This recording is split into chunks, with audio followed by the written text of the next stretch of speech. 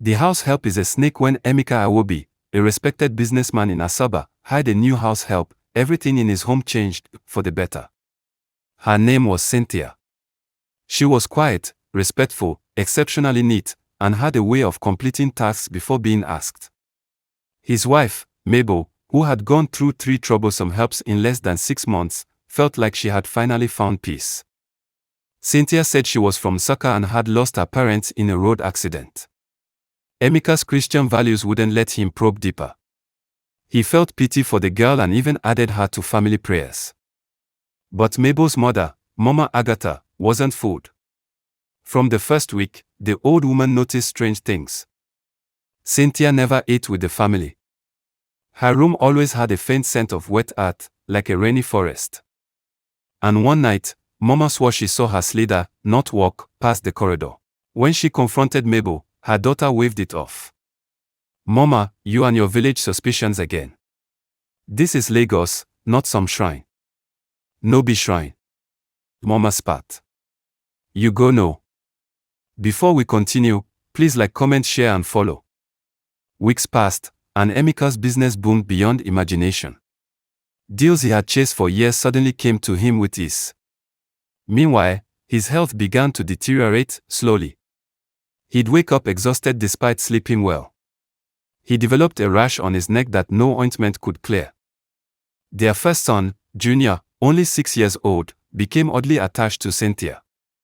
He would cry if she left the room and refused to sleep unless she sang him a lullaby in a tongue no one else understood. It wasn't long before Mabel herself started seeing strange things. One night, she saw Cynthia in the backyard at midnight, whispering into a calabash placed on the ground. Another time, she found Cynthia's clothes soaked in what smelled like blood. And worst of all, their pet dog, a noisy German shepherd, went missing. When Mabel asked Cynthia about the dog, she calmly said, "He went back to the spirit that sent him." Please don't forget to like, comment, share and follow before we continue. Frustrated and terrified, Mabel secretly visited Dibia Okonkwo, a well-known seer from the Okija shrine in Anambra. The man welcomed her, placed kola nuts on a white cloth, and chanted for several minutes. When he opened his eyes, his voice shook. "Madam, your house help is not human. She's a snake spirit, Okomiri. Sent to steal your husband's destiny and take your son as a spiritual husband." Mabel collapsed. The Dibia gave her 3 items. A mirror wrapped in red cloth. A black soap to bathe her son. And a goat's horn with herbs to place under Cynthia's bed. "If she's what I see, she will not survive till dawn once the mirror faces her true form," he warned. Please like, comment, share and follow me for more stories. That night, Mabel did as instructed. At 2 a.m., she crept to Cynthia's room. Emeka was out of town, so she moved alone. With her heart pounding, she slid the mirror under Cynthia's door, horn in hand. Nothing happened. At first. Then the light bulb in the hallway flickered. A strange, cold wind blew through the house, despite every window being shut. Junior screamed from his room. As Mabel rushed back, she saw Cynthia standing in the hallway, naked, eyes glowing, and her tongue forked like a serpent's. "I warned you," Cynthia hissed. Mabel fainted. Before we continue, please like, comment, share and follow. By morning, Cynthia was gone. So was Junior. The police were alerted.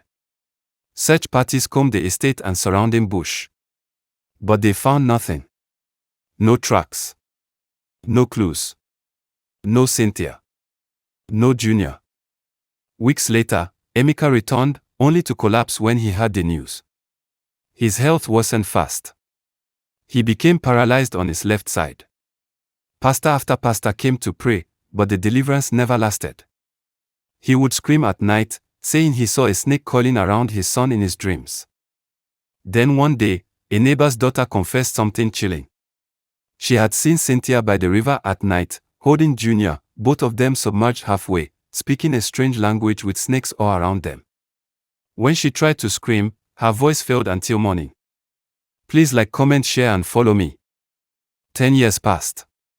Emeka never recovered. He remained in a wheelchair, a shadow of himself. Mabel became a prophetess, preaching against spiritual blindness. They never found Junior. Not a body. Not a trace. But strange rumors began to circulate. A tall woman, pale and beautiful, with serpent eyes, was spotted by fishermen along the river Ethiop.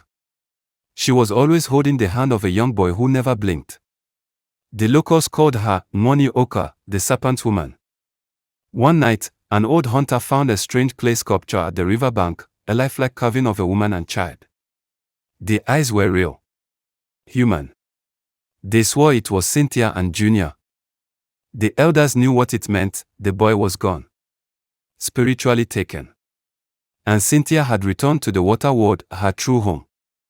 Epilogue: The price of ignorance. People in Asaba still talk about the Iwobi family. About how wealth came quickly and disappeared. About how a house help changed everything.